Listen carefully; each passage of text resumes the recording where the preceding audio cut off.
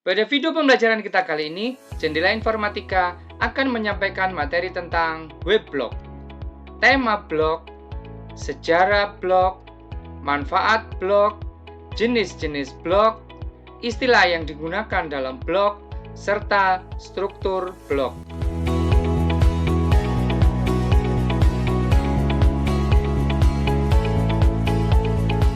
Assalamualaikum warahmatullahi wabarakatuh. Bagaimana kabar anak-anakku semua hari ini?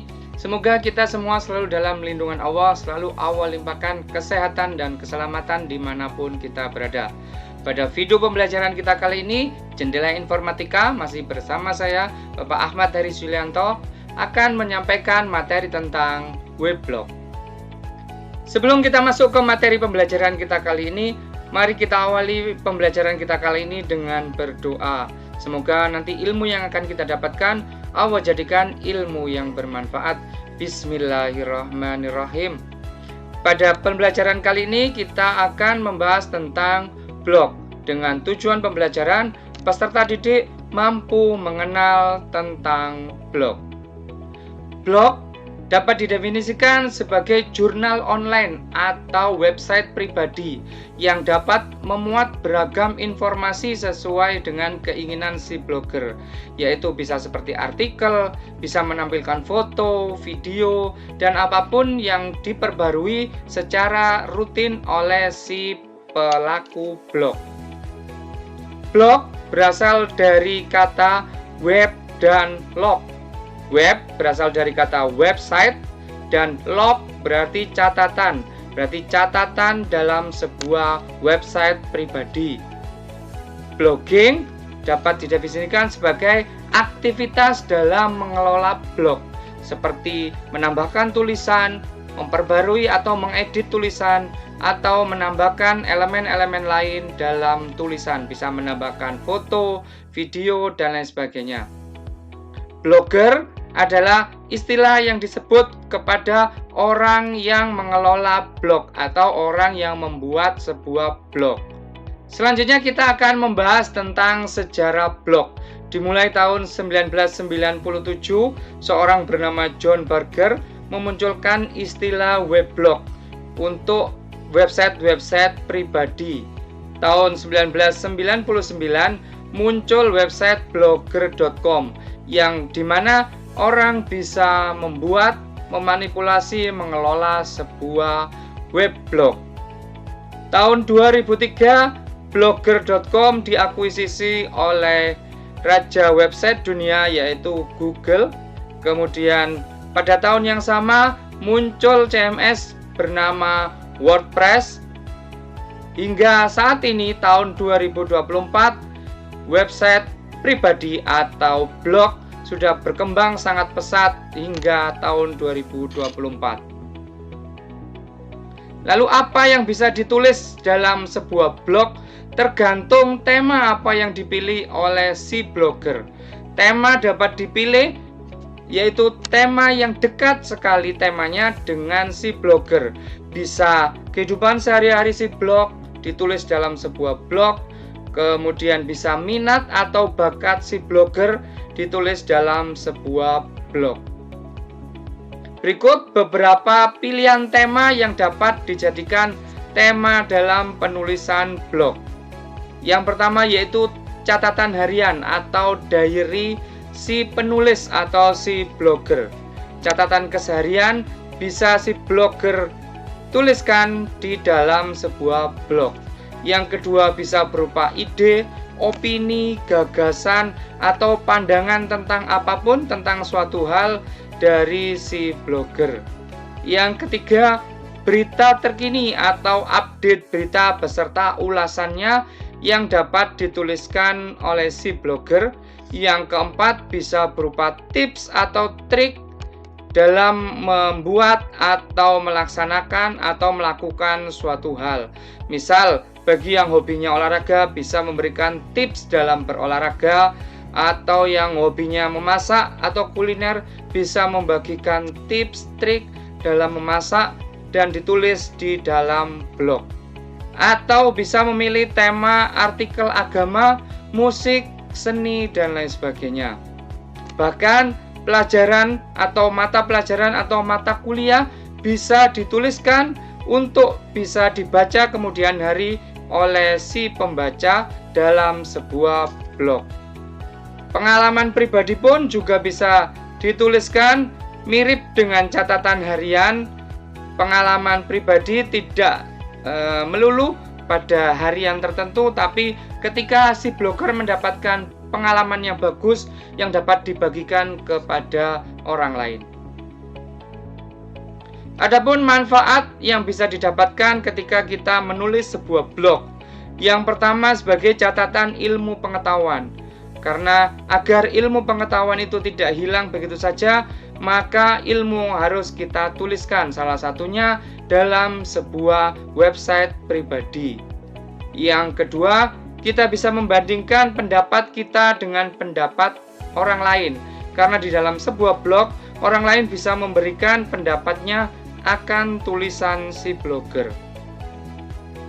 Dengan menggunakan blog, kita bisa melatih diri kita untuk menulis. Karena di situ kita bisa menuliskan apa saja sesuai dengan isi gagasan atau pendapat dari si blogger. Blog dapat dijadikan sebagai personal branding si blogger. Kita bisa memposisikan, kita bisa membranding diri kita sebagai apa sesuai dengan isi konten blog kita.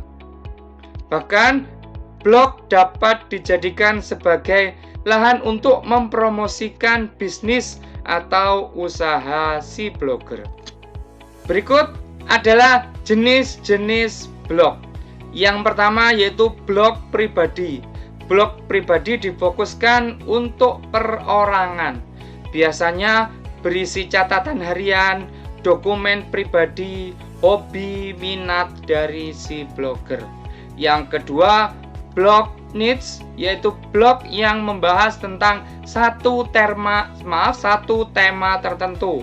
Misal kita akan membahas tema budaya, maka di situ kita bisa menuliskan apapun gagasan atau pendapat kita tentang budaya. Yang ketiga tentang blog multimedia. Blog jenis multimedia bisa berupa podcast, bisa berupa video. Kemudian ada blog berita, yaitu blog yang berisi kejadian-kejadian aktual serta informasi terbaru di sekitar si blogger. Blog berita tidak menyertakan opini atau gagasan, tapi melainkan menampilkan sebuah kejadian berita fakta. Yang kelima yaitu blog bisnis, yaitu blog yang digunakan sebagai sarana promosi usaha atau bisnis dari si blogger. Berikut adalah istilah-istilah dalam blog. Yang pertama yaitu vlog, yaitu kependekan dari video blog, di mana blog yang berisi tentang konten video. Kemudian ada link log, yaitu blog yang berisi konten berupa link atau tautan.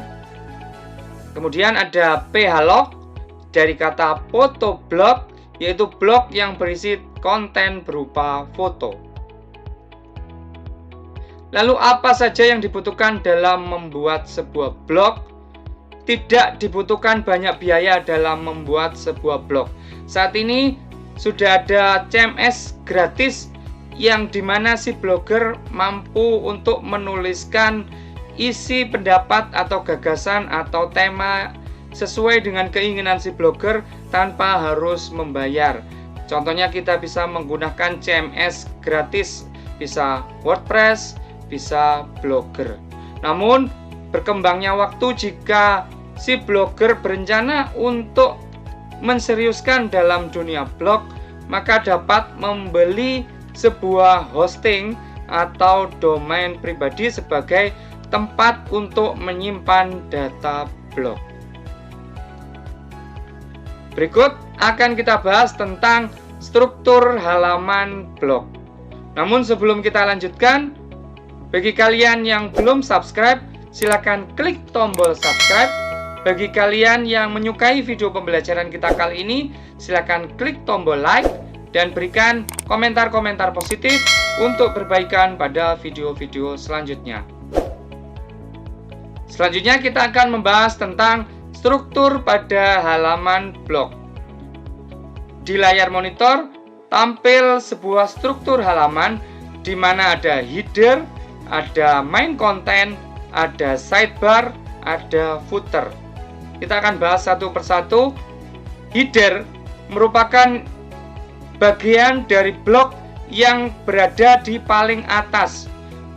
Pada bagian header bisa berisi logo, menu dari si blog, kolom pencarian, deskripsi, judul blog, dan lain sebagainya. Yang kedua ada namanya main content, yaitu bagian utama yang berada di tengah-tengah halaman blog, di mana tempat main content adalah tempat untuk menampilkan isi konten atau isi postingan kita. Postingan ditampilkan dari yang terbaru di bagian atas dan yang terlama ada berada di paling bawah.